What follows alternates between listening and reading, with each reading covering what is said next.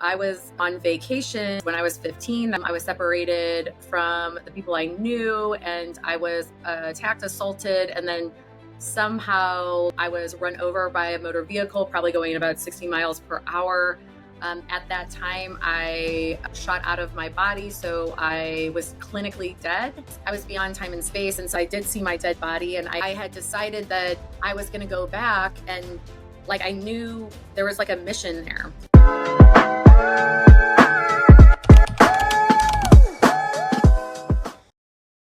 Hi, everyone. Thank you for joining us today at Venciendo la Depre. This is your host, Adolfo Segovia. I have a great guest today, Dr. Allison Snowden. She has she suffered a lot in her life, so she has a really difficult story, but she was able to turn that and make it something amazing now, so that she's helping people today. Before we start, I would like to remind you to please subscribe to YouTube, Spotify, Instagram. We're on all platforms, so please like, subscribe, and share. And please, and just I want to share a little bit about myself. So my name is Adolfo Segovia. When I was 18 years old, I was abducted by a drug cartel. After about a couple of months after that, I was assaulted at gunpoint. And then about a month later, this cartel started calling my family to ask for ransom money, or they were going to abduct my mom or my sister. So that forced us to pretty much escape our country, Mexico, and start a new life in the US. So we did that. And here we had a bunch of other problems that, if you want to learn more about my story, it's on the channel.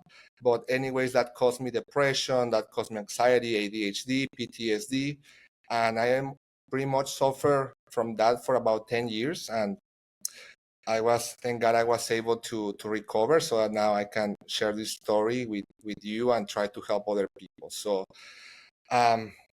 without further ado, let's introduce Dr. Allison Snowden. I'm super happy that she's with us because she really had a very difficult life, but she's been able to switch that and make it something great to help other people, and also to live an amazing life that I know she has. So, Dr. Snowden, welcome.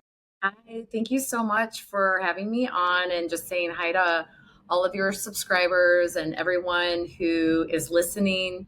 Yeah, I think what we have in common is my trauma happened in Mexico too. So I was on vacation, and I at 15, that experience. In one experience, it was the worst part or the scariest experience of my life, and then the most enlightening.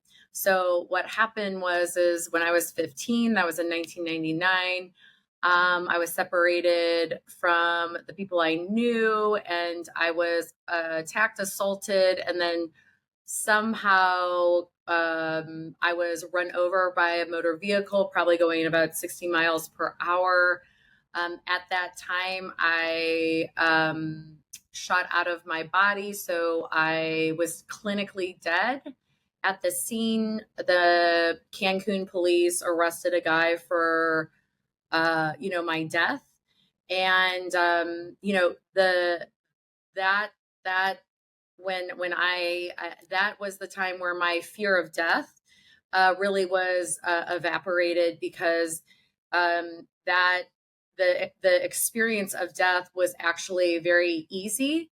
And after you die, you go into this huge bubble of unconditional love, and you remember who you are, and you remember your power. You're no longer confined by a brain and a physical body, so you're back into your soul essence, and it's like coming home, and it's beyond time and space. And so I was just in this energetic reality.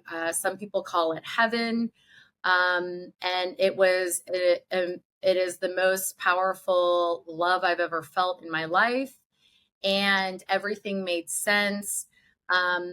And so Earthside, the I guess police arrested a man for my death, but I guess I was not out long enough because I woke up in the ambulance. So I had this profound spiritual experience where my fear of death was erased. Um, you can whatever. There's many different names for God. So God, source, the divine, the part of us that is beyond this earth. It's like that divinity that is within us. And this is like without religion. So it's that spiritual aspect of what is creation and what is eternal within our, we're all in these physical human bodies, and all of us are born, and then we physically die. That's guaranteed. But there's a part of us that is eternal. And so that's where I was like at on that plane of consciousness.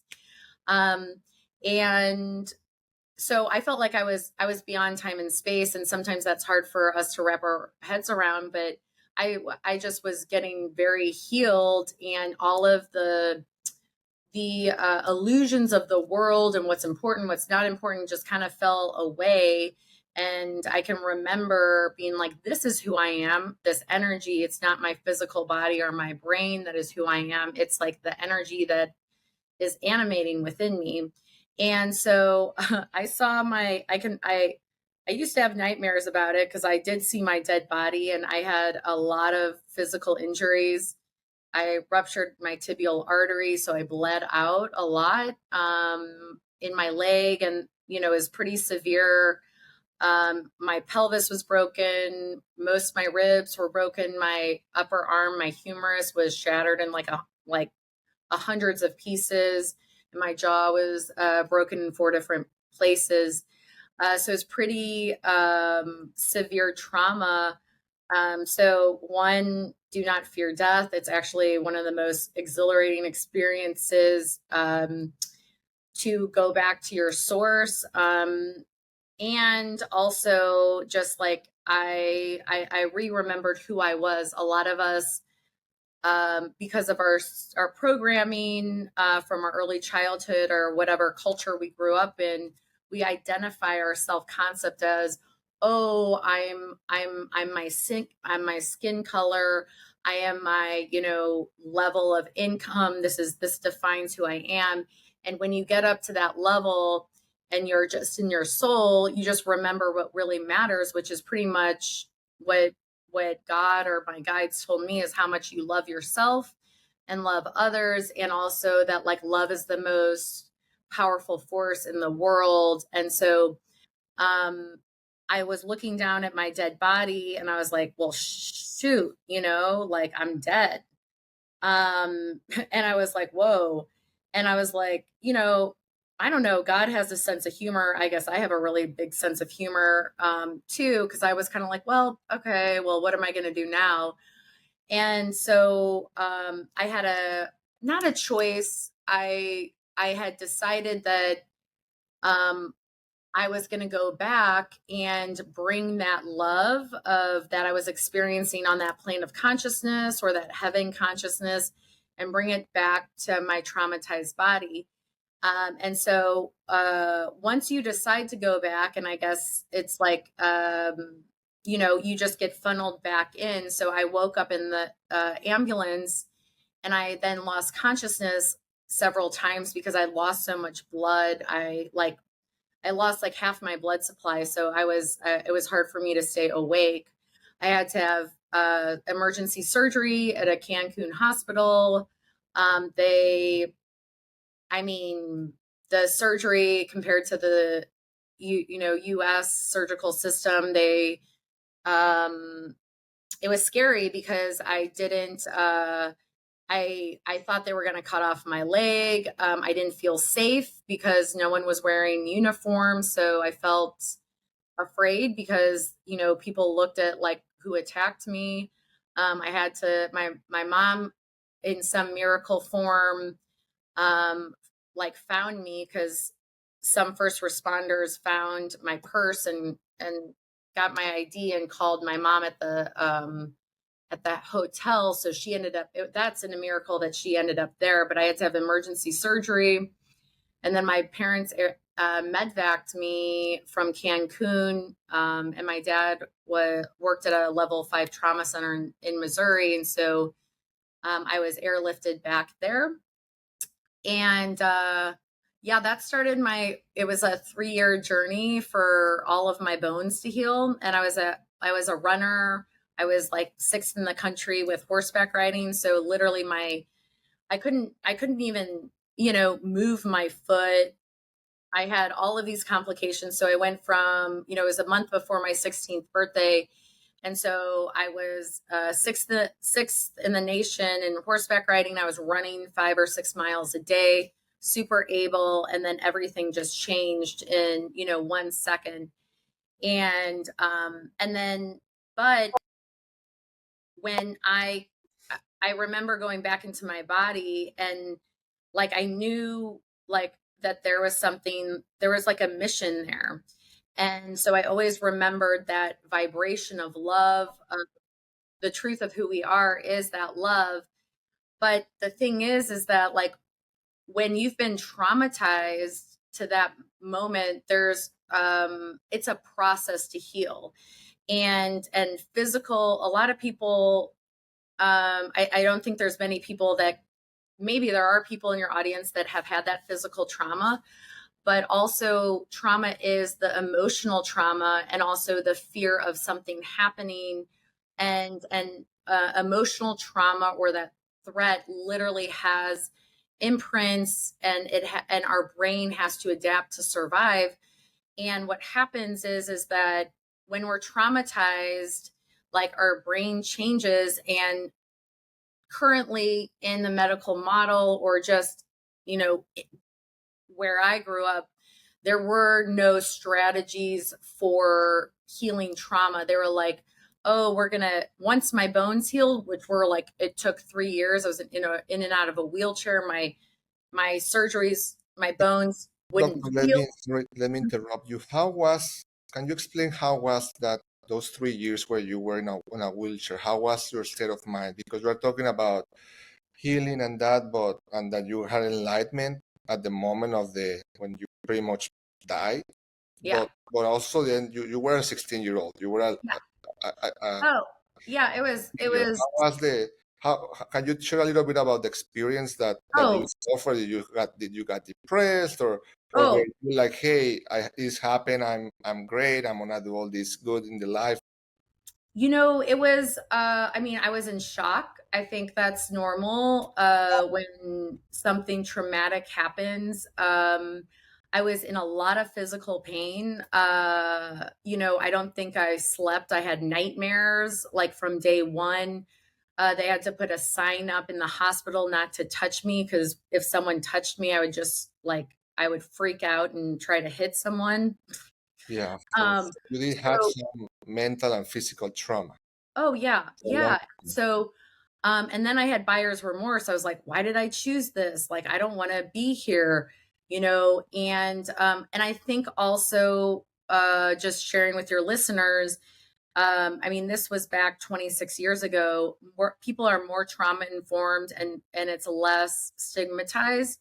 But like when I was, in 99, like no one knew really anything about trauma. There was nothing, PTSD was only something that, like, male soldiers got. So that took a while. I literally thought I was losing my mind, because all of a sudden I would, and this is after, because I was in and out of the hospital. I had I think it was like 13 or 14 major surgeries over 3 years. I had to relearn how to walk 5 different times because my leg would kept on breaking. And then I had to have another surgery to lengthen my leg because so much bone loss happened my bone was outside my skin and it broke off. So there was just extensive physical, and also sharing with your audience, going through intense physical cancer treatment, physical recovery. That is a trauma, because my definition of trauma is there is no choice. There was no choice. Your choice was taken away.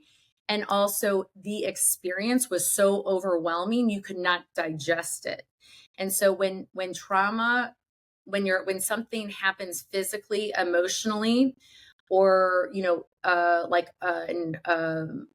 an assault or an accident or a kidnap, any and all of those, there's cortisol that gets flooded in your system, and it affects and I really think that this is really helpful because I felt like I was losing my mind. I was like, why am I okay? And then all of a sudden I get flooded with this fear, and then I can't talk.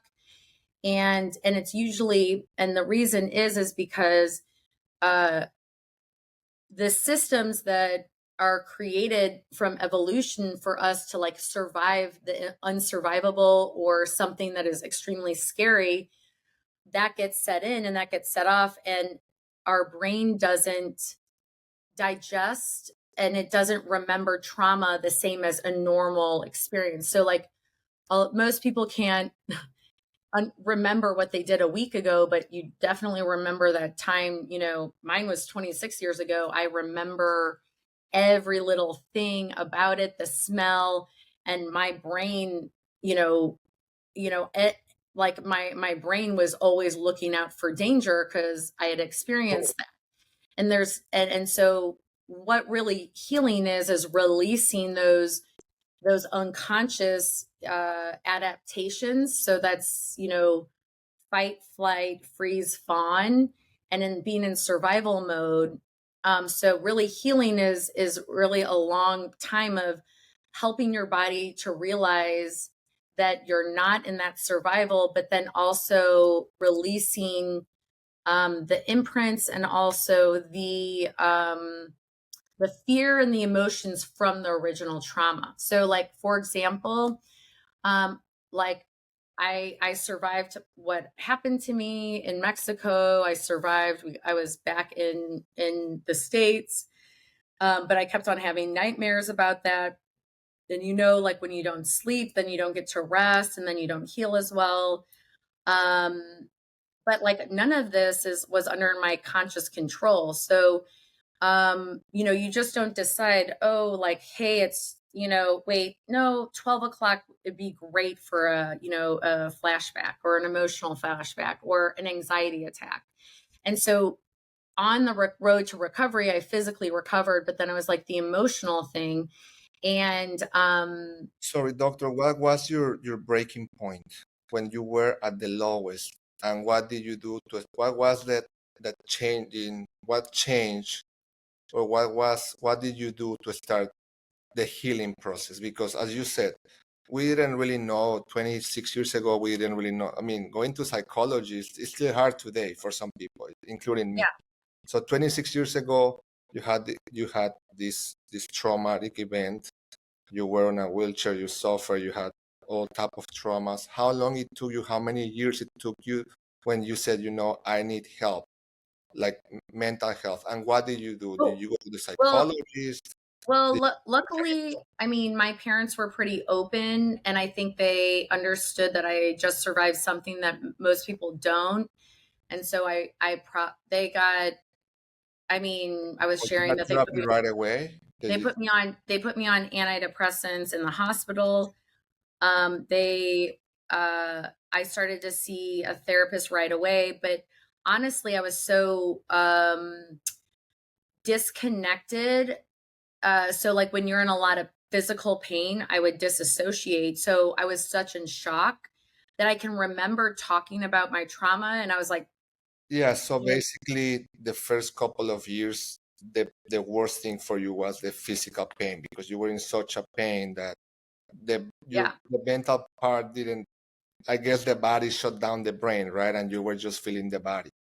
Yeah, so it was like 3 years of intense like PT, and I always tell so anyone, cuz I've had intense, I mean, my bones were so crushed, like my doctors were telling me that they've never seen a living person with such crushed bones before. Like it was that it was a whole huge extensive surgical endeavor to heal my bones.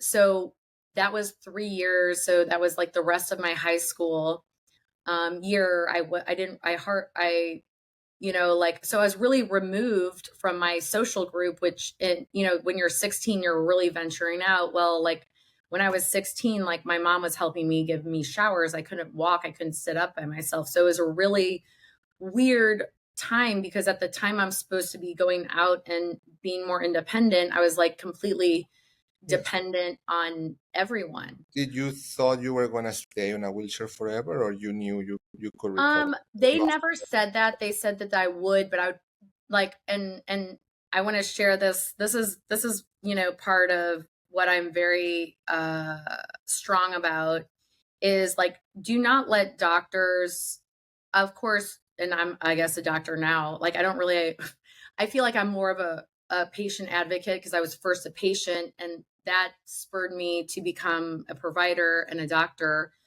But don't let your doctor's forecast like lock you in, because really like your potential to heal is infinite. And also, if you believe you're going to heal in some way, somehow, you will seek that out and your brain will try to find that. But if you just take, you know, a doctor's like, my orthopedic surgeon, he was kind of more pessimistic. He's like, Allison, like, just get used to having pain and like being uncomfortable. And I was like, no, I was like, I am not, because guys, like being in that level of physical pain, I was like, if I have to be in this level of pain, like I will eventually like not like I did not see how I could actually cope with that long term.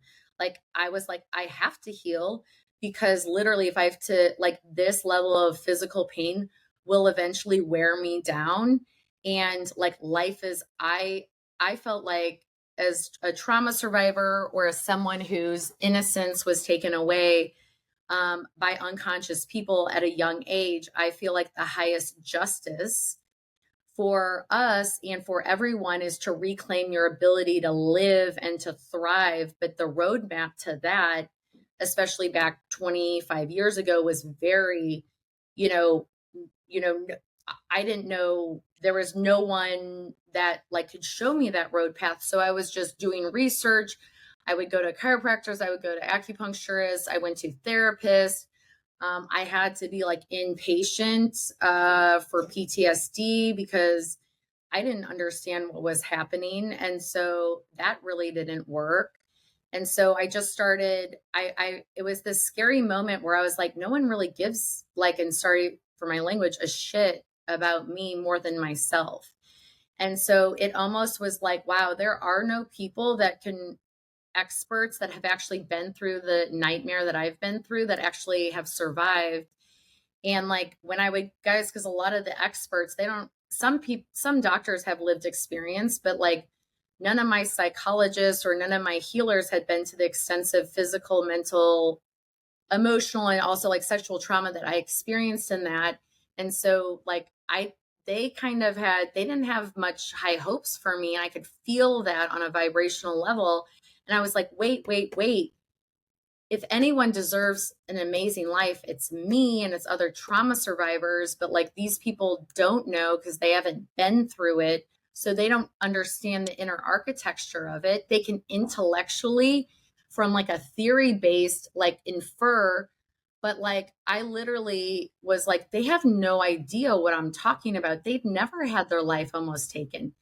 They have no idea what it's like to, like, and God bless them. Like I'm glad, I'm so happy that a lot of people don't know that. But I was like, how can I trust, a doctor or provider that has never even been like on even a small level where I've been? How can I really trust them to lead me forward? And like on an emotional level, I would go to several therapists and I would share my story, and like I knew they were disturbed by the level of violence that was inflicted. And so then I was like, well, if they're disturbed by my story, how are they going to help me? So, because So how did you end up? What? How did you end up getting help? What's the first thing that actually started helping you? so I think the first thing that started helping me was just holistic medicine. And that's why I got my master's and my PhD in it. And so doing cranial sacral, work. I had a great pain management doctor who like basically were like told my parents that they need to take me to this cranial sacral therapist, which was a massage therapist, the chiropractor, and my parents being of Western medicine, they're like, this is just stupid, this is wasting our money. And my this pain management doctor was an MD, and she's like, no, your daughter has been through an extreme amount of stress and trauma. It's going to take a lot of input, i.e., money, time, resources, effort for her to get back to, I mean, she will never be who she was before, but like to get back to normal functioning. And so I think a lot of people who haven't been through trauma or depression or emotional abuse or any of that, I think a lot of people, including myself, most of our peers don't realize what we've been through. And we're like, thank you, you haven't been through. But there's that isolation. And then they don't understand, why can't you get up in the morning? Why can't you focus? Like, you're safe now. Why can't you let that go? And like, I mean, if any of your audience wants like, the deep dive in it, we can, they can sign up for like my trauma certification, because there is neurological brain-based research and just basic anatomy and physiology of why, after something like that happens to you, why you can't, you're stuck, why your brain. And so it's really, so I guess I just decided, I was like, okay, so what type of story am I going to have? Am I going to fight this? Am I going to like take on ownership that probably, I mean, I know my parents care about me, but they don't know really what to do. So I kind of like, I guess, decided that it's my like life mission to really figure out how to really heal this, because it seems that, especially back in that day, that there was really no people that, that I had seen or talked to that, were actually happy after like a traumatic experience. And, I talked to some people that had been in horrible, horrific car accidents.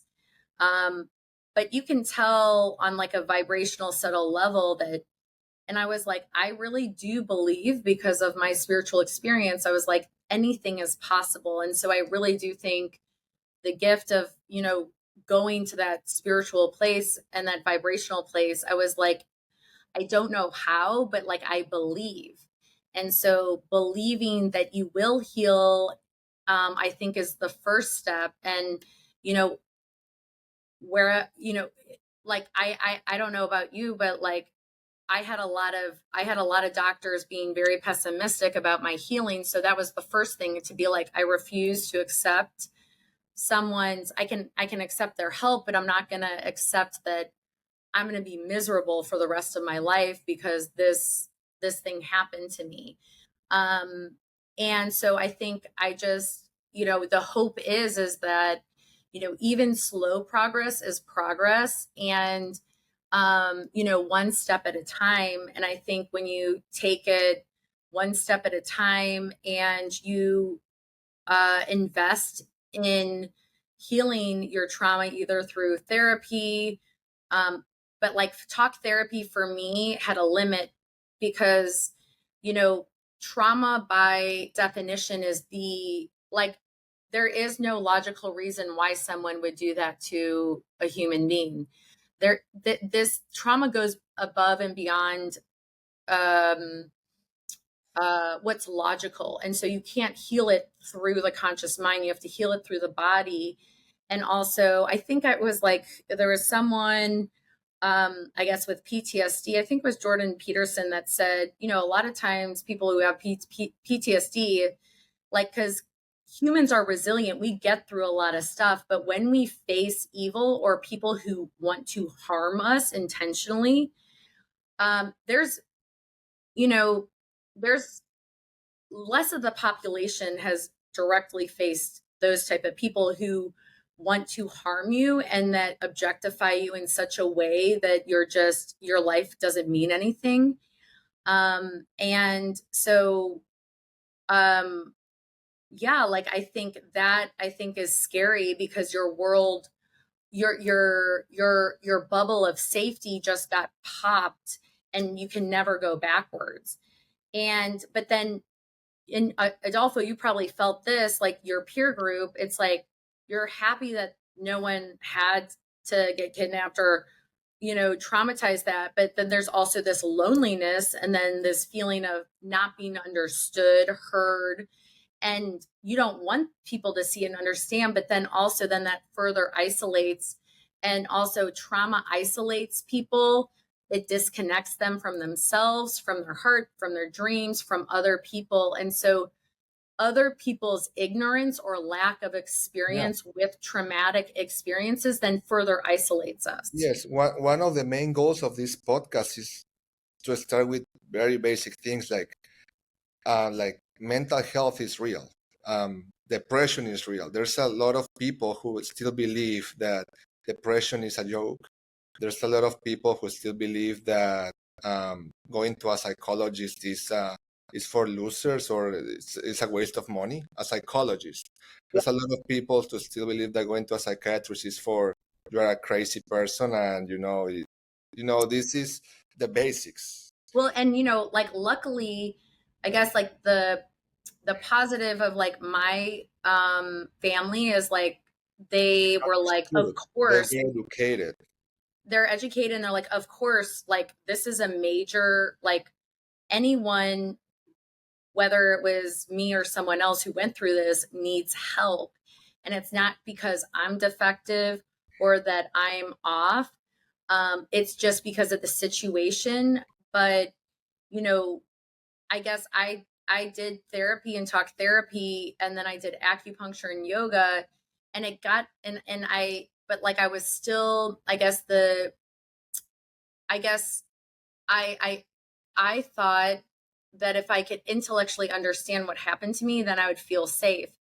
And for me, as a survivor, and that's when I started to go into the more mind body and the subconscious, because our body remembers everything. And so really, in order to heal trauma, you have to go beyond your conscious brain, because guess what? Your conscious brain is like, I'm fine, I'm great, I'm awesome. But trauma, like I always tell people, guys, like you don't, when you've had trauma, and I also want to expand this, Adolfo, because um like we both kind of had extreme, like very, I don't know about the statistics. I mean, I don't know how many people get attacked in and like survive death, or how many people get kidnapped and survive that. It's a very small percentage. But I also want to share that trauma is also being emotionally, yelled at or neglected emotionally. Your parents shaming you for your emotions. And I feel like that is like an epidemic, because like our parents' emotional programming gets projected and pushed onto us. Their unhealed trauma gets put onto us. And even though my parents were educated and they know I love them and they know I talk about all of this, because we have to talk about this and de-shame, like our own, our parents' own, lack of understanding, because they do love us, but just because someone loves us doesn't know that they know how to address it. So Of my course. parents they did get frustrated because they aren't trauma experts. They're like why can't you just get over this? And I'm like, do you think like I'm the number one person who wants to stop this, you know I, Yeah, I like don't there's know. nothing. But so that's the thing is that your conscious brain is only 5% of your decisions. Your whole subconscious, unconscious, survival self, and what I mean is there's tracks in your nervous system.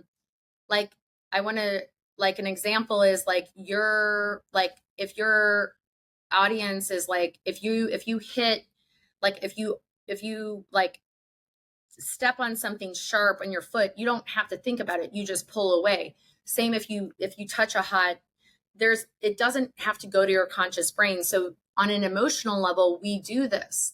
And so most of people suffering depression, destructive patterns, destructive patterns or like coping mechanisms is really because like their body's reacting and trying to survive. And, our brain isn't in control. And I think that's I think a pain point that a lot of people who haven't had depression or who haven't had PTSD, they're like, well, you're safe now, you're outside the war, you're not, you're safe. But like the thing is that going back to the physiology of memory and trauma, like because something is traumatic, it doesn't get filed in the same way, it's still in the present. So the recall of that trauma is unconscious, and then it gets projected. So for example, like if something happens, like like if I was first when I was crossing the street, that would create like this whole fear thing. And that was very hard because then I didn't feel safe, I wasn't present, and that also can sometimes be attributed to ADD. I was not ADD before I was like traumatized. So there is a high correlation with mental health issues and also being unsafe physically, emotionally, sexually, or also just being unsafe in the world. Because like Adolfo, like your brain, your conscious adult brain is like the chances of me getting like abducted and like all of this is like slim to none. But like that fear of not being in control or something like that, then somehow those memories haven't been consolidated into the past. And so little things in your day-to-day life that isn't a big deal could trigger like your brain of being unsafe or it's not okay. And we were talking about before we came on air of like what I sometimes feel like is depression is like a survival response, because if you're depressed and in bed, then you're still safe, right? So like for me, a lot of times the depression would come to try to keep me safe, because like if I'm outside living the life or living my life, I could get hurt by someone. Even though that's illogical, our emotional brain and our unconscious and our subconscious runs our decisions. And I think a lot of people aren't educated on how our brain and our survival system works. And then they get angry. I don't know if you did, but I did. I was like, why can't I just snap out of it? And so there is, and if you guys want to learn more about that, then probably take a course, because we could talk about the psychobiology of trauma and of your brain, that is taking over if you have been emotionally. And guys, I really do feel like trauma, it's a very rare person who hasn't had any trauma. And so it just is a continuum and the amount of severity. And so, and a lot of times if trauma happens when you're very young, before you can create episodic memory, that means you have memory. A lot of us don't have memory until we're 4 or 5. But a lot of our programming and even our traumas, just because we don't remember it, doesn't mean it's not impactful. And in fact, sometimes our brain shuts down our memories, and we don't actually understand what happens, but we have these feelings of unsafety or overwhelmed that plague us or stall us in our adult life. Doctor, let me ask you something. If let's say you get a 16-year-old who suffered exactly what you suffered, what would you do to her? What would be your recommended treatment? Well, what I I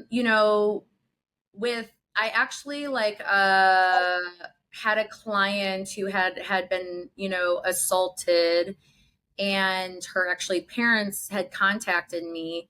And so that's why I think it's really important for your listeners to get a professional opinion, either like by me or a psychologist, because treatment, there's different stages. But first, I'm very cognizant that if someone is in a trauma spiral, or if they feel unsafe or their brain has hijacked, because if you've been assaulted sexually, physically. A lot of times your brain doesn't feel safe, and talk therapy or even theta healing, even though theta healing I feel like is more powerful than talk therapy.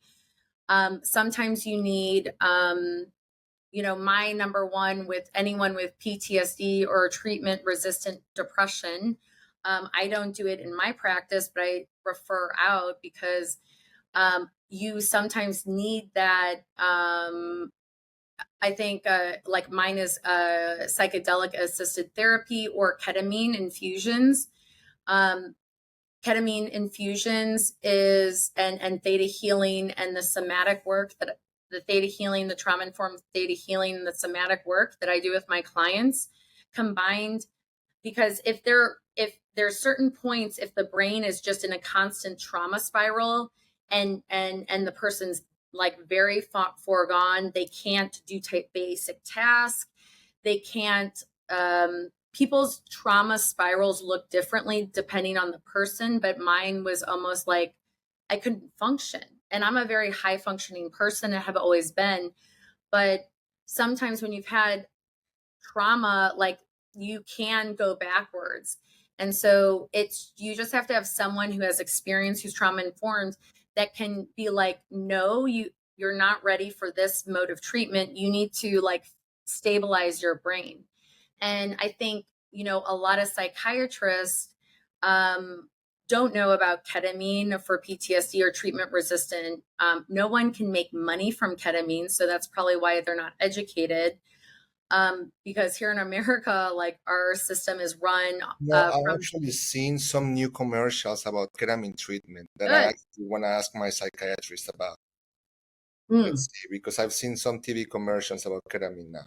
Well, and I mean, and I have and if anybody wants to reach out, I have a couple like verified people that I know because like in anything, it's good to get a referral, and like I have a referral network of people because like not all healers are the same, not all doctors are the same, and so it's good to get referrals and also to your audience to also interview their doctor. And really, because I think sometimes when you are not a doctor and because I remember being there, I was a patient, I was a child, and then a young adult, just you just think that this person knows everything, but also empowering your listeners to self-educate and to find the solutions themselves. I think all of my healing breakthroughs, and my mom like referred to me, I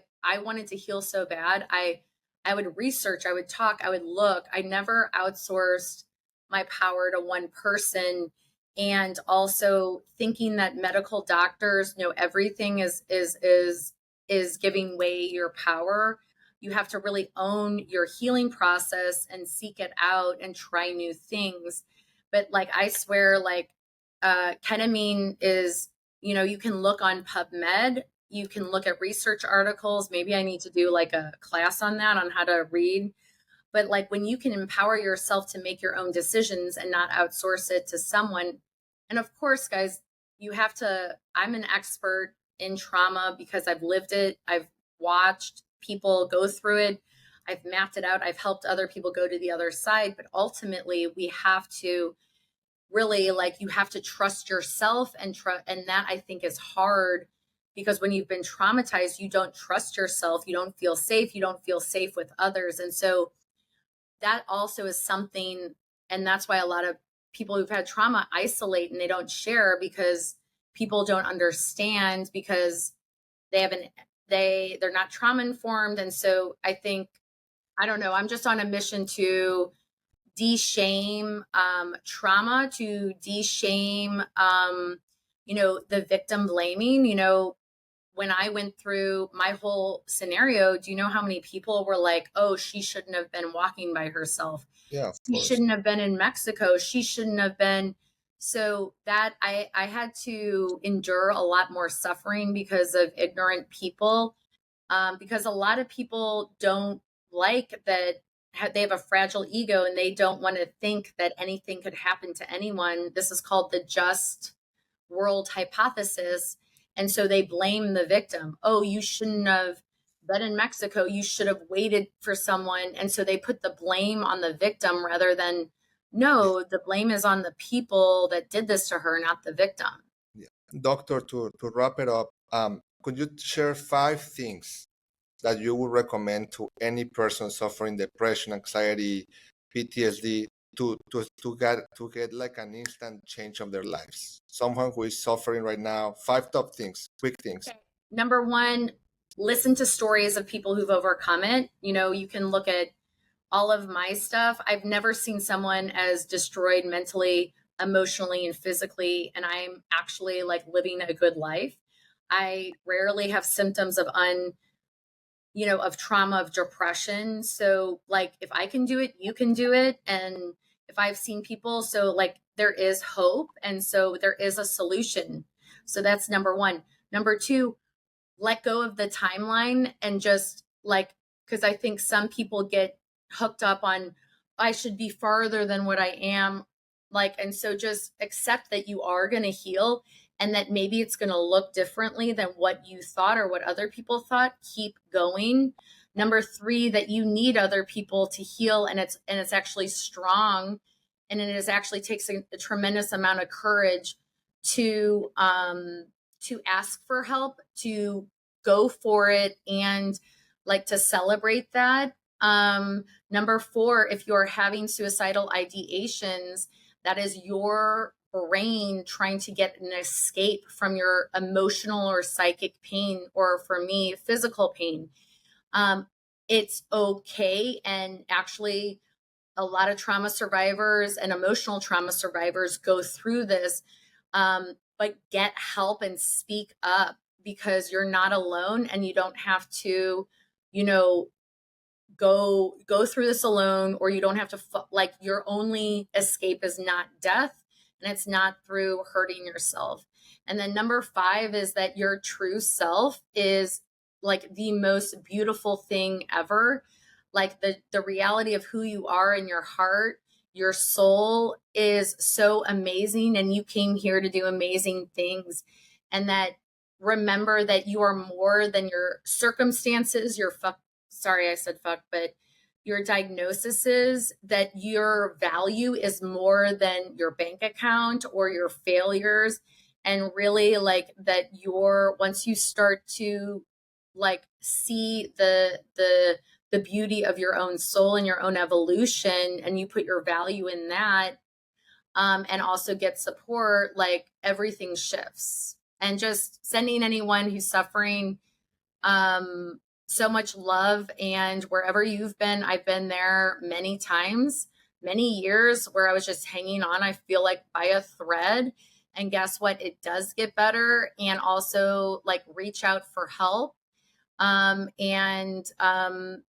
not alone. And, I'm on Instagram, Dr. Allison Snowden. My website is www.drsnowden.com. I have another one, the Awakening Institute. And, I love survivors. I'm always here.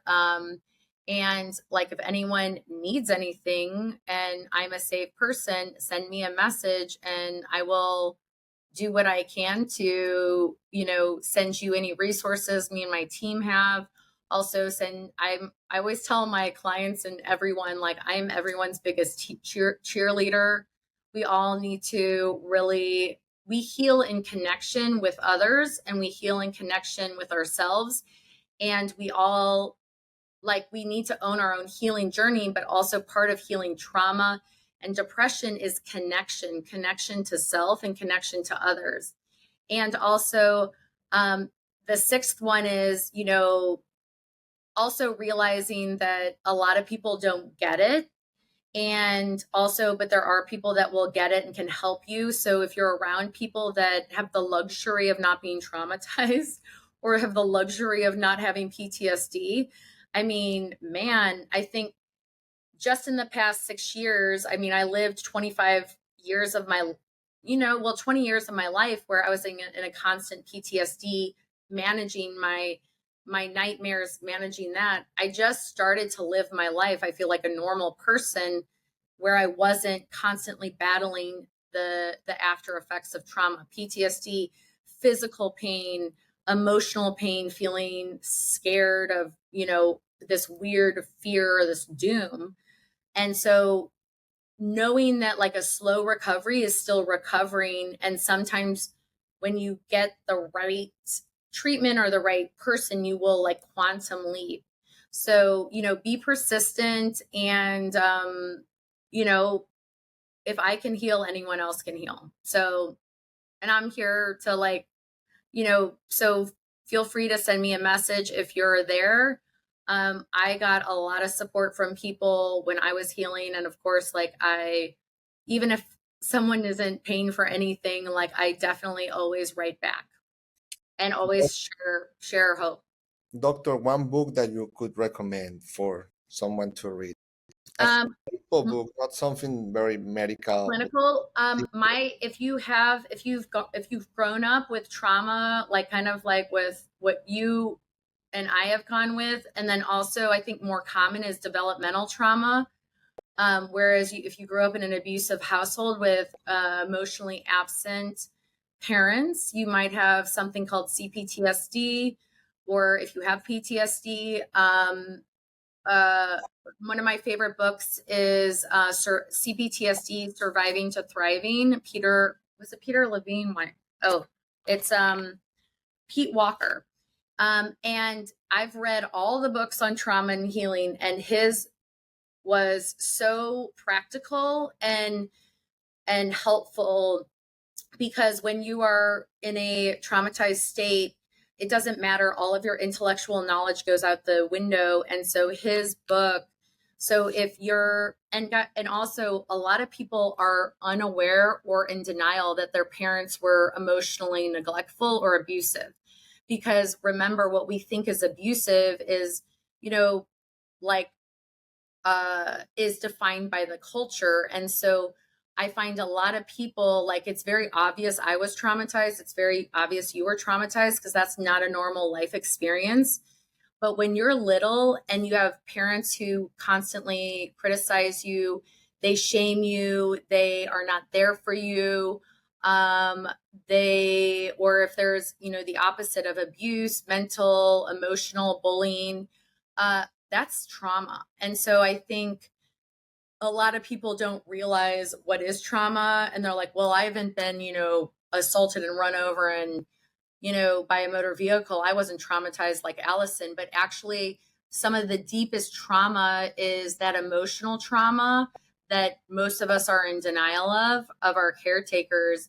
And also, and that can also come from the outside of bullying, so trauma is actually very common.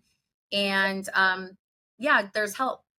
Of course. Well, Doctor, thank you so much for Dr. Allison. Thank you so much for joining me today. I loved listening to you and sharing with you. I'm sure a lot of people will follow you, check you out.